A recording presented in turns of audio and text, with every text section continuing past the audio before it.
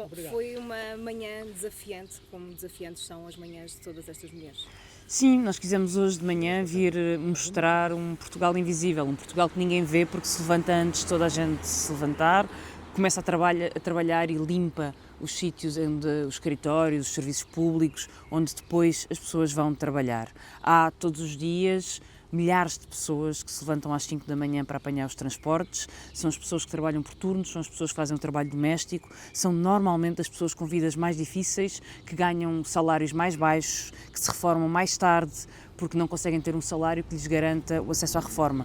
E quando muitas vezes se discute o crescimento da economia como se fosse uma discussão de números abstratos, há um povo em Portugal para quem o crescimento nunca chega, que independentemente da economia crescer mais ou crescer menos, ganham sempre o salário mínimo, levantam-se sempre às 4h30 da manhã e chegam sempre a casa às 9 da noite. E são, na maioria dos casos, mulheres.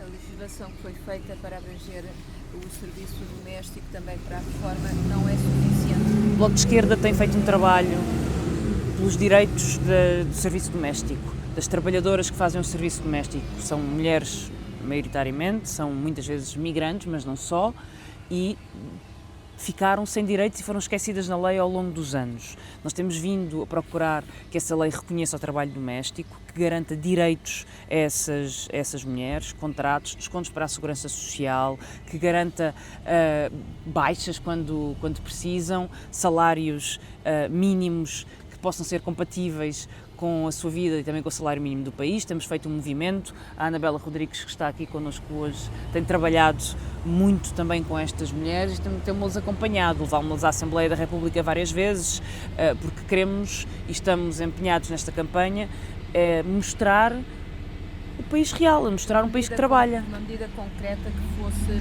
importante. Há várias medidas para diferentes profissões. Nós sabemos que quem se levanta muito cedo de manhã não são apenas as trabalhadoras do setor doméstico.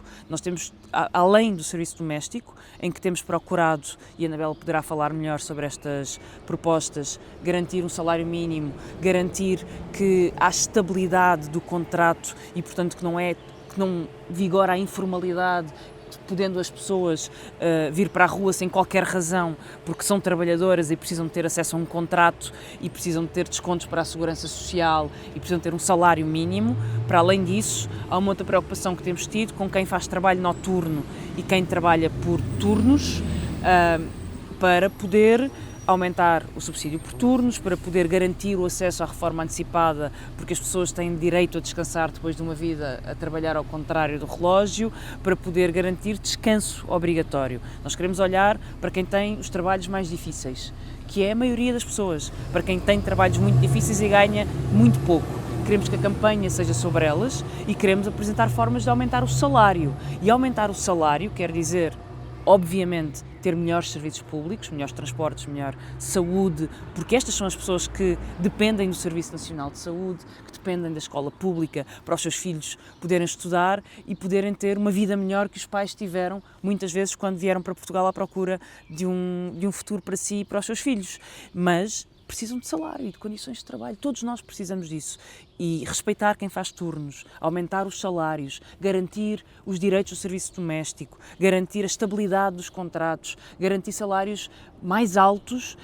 Quando fazemos isso, estamos a lutar por todos nós, pela economia, estamos a lutar pela sociedade, também pela solidariedade e por um sentido de comunidade. Estas trabalhadoras dependem também dos transportes públicos. Sabemos que muitas vezes há greves, há supressões, há carreiras interrompidas. Isto também põe em causa o trabalho e a vida delas.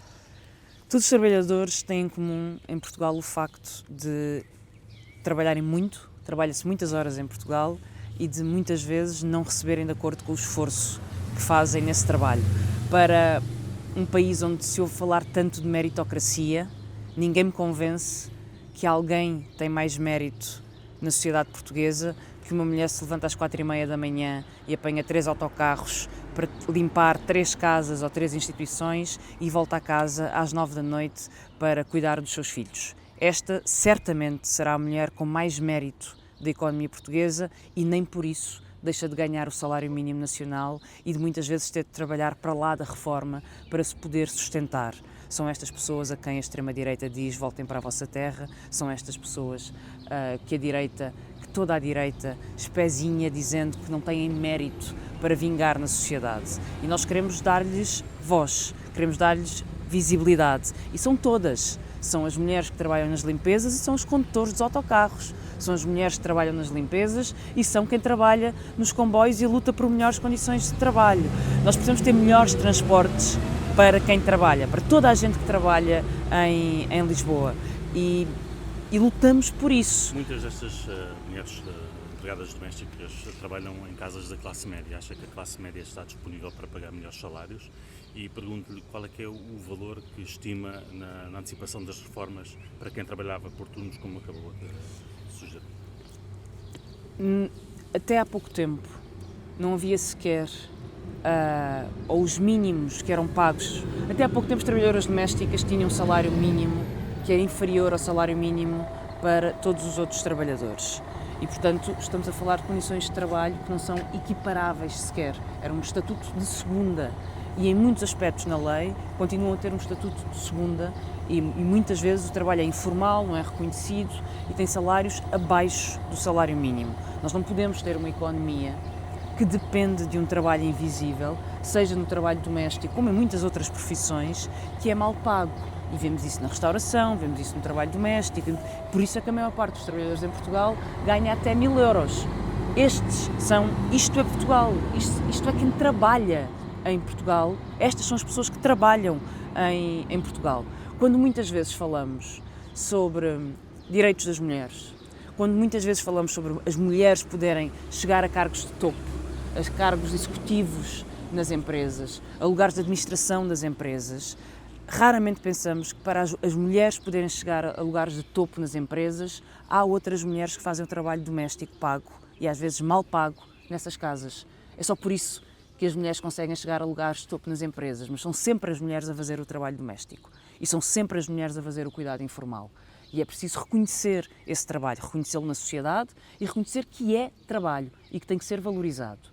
No caso do trabalho por turnos, que também é um trabalho muito generalizado na nossa sociedade, há trabalho por turnos em fábricas, mas também há em serviços, também há no jornalismo e na comunicação social, também há nos hospitais. O que nós entendemos é que é preciso antecipar a reforma e a proposta é que por cada ano de trabalho por turnos a reforma possa ser antecipada em 6 meses para que as pessoas possam, uma pessoa que trabalhou por turnos ou fez trabalho noturno toda a sua vida, não chega aos 66, 67 anos com a mesma capacidade física e mental que uma pessoa que teve um horário regular durante toda a vida. Temos para já, aumenta a produtividade, porque estamos a oferecer às pessoas que já não têm condições para realizar o seu trabalho com a mesma capacidade, uma saída. A redução da idade da reforma deve ser um objetivo da sociedade e a nossa sociedade, que produz mais riqueza do que nunca produziu, tem a obrigação de encontrar fontes alternativas de financiamento da segurança social e tem a obrigação de encontrar na valorização dos salários e no aumento dos salários a sustentabilidade da segurança social. Não é forçando as pessoas a trabalhar até morrer, não é forçando as pessoas a trabalhos que não estão capazes de fazer.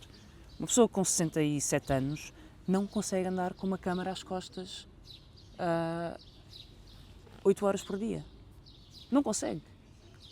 E se consegue com muito sacrifício pessoal e físico. E reconhecer o desgaste destas profissões é respeitar o país.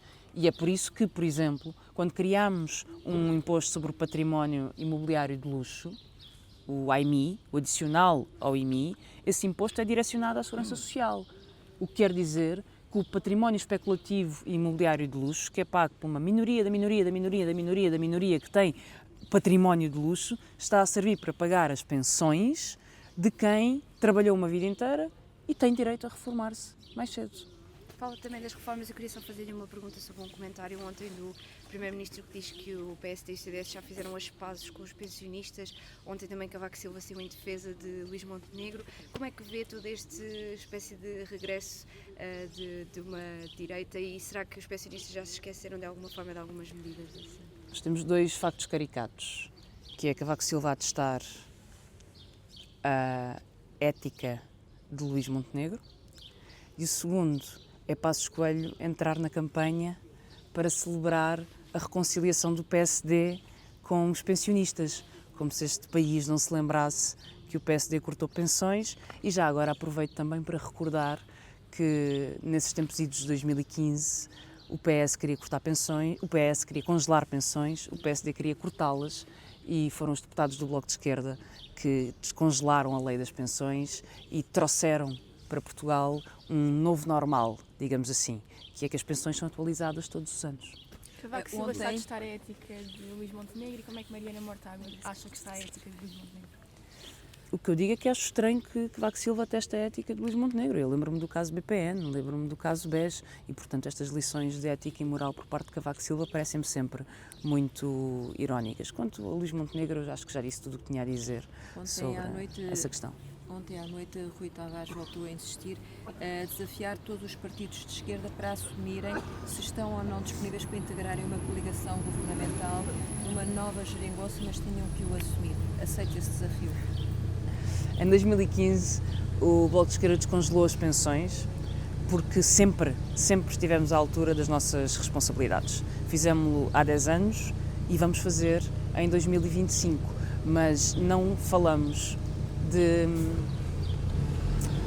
acordos teóricos e vazios. Os acordos têm que servir e os entendimentos e as conversas para mudar a vida das pessoas.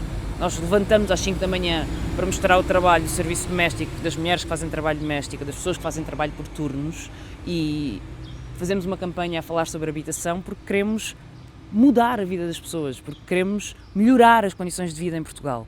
E é para isso que servem os deputados do Bloco de Esquerda. É para melhorar a vida das pessoas em Portugal. Quando as pessoas votam no Bloco, sabem que esse voto na Assembleia da República vai defender o trabalho por turnos e vai apresentar o projeto com que se comprometeu.